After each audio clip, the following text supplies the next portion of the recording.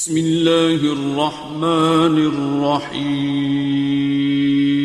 السلام علیکم، میں کراچی سے ایمن بات کر رہی ہوں۔ میرا سوال ہے کہ ابھی کچھ ٹائم پہلے میں نے ویڈیو دیکھی تھی، اس میں مذاق میں ایسا دکھایا کہ نکاح ہو گیا ہے، تو ایسا ہو جاتا ہے کیا؟ اس طرح کا نکاح اس لیے جائز نہیں ہے اور قابل عمل اور قابل نفاذ نہیں ہے کیونکہ نکاح میں قصد انشاء، جہاں عربی میں صیغوں کا پڑھنا ضروری ہے وہاں قصد انشاء یعنی ارادہ یعنی قصد کرنا۔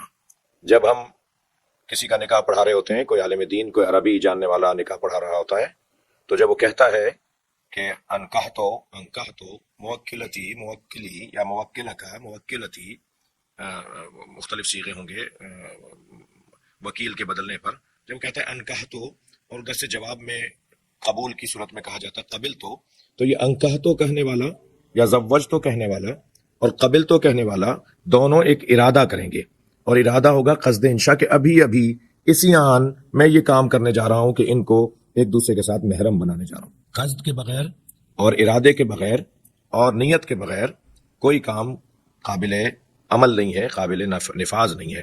الاعمال بالنیات آپ نے کتنی دفعہ سنا ہے کہ اعمال کا دار و مدار نیتوں پر ہے۔ ازدواجی زندگی ایک عمل ہے یا نہیں؟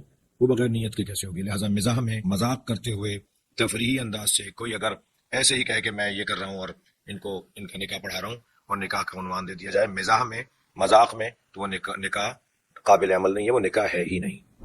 السلام علیکم شہنشاہ نقوی صاحب یا علی مدد، میں اپنا نام نہیں بتا سکتی، بٹ میں آپ سے سوال کروں گی کہ اگر خلا کے کاغذات پر والدہ کے کہنے پر شوہر سائن کر دے تو کیا خلا ہو جاتی ہے؟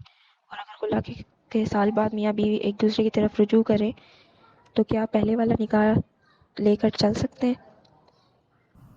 خلا کے کاغذات پر، طلاق کے کاغذات پر اگر کوئی بالاکراہ زبردستی کسی کے دباؤ میں آ کر رضایت دے رہا ہے، مثلا خلا پہ لڑکی اور لڑکا جبرن طلاق دے رہا ہے، تو وہ طلاق نافذ نہیں ہے، وہ طلاق باطل ہے۔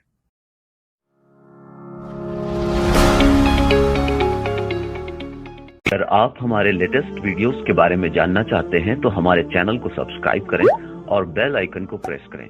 شکریہ۔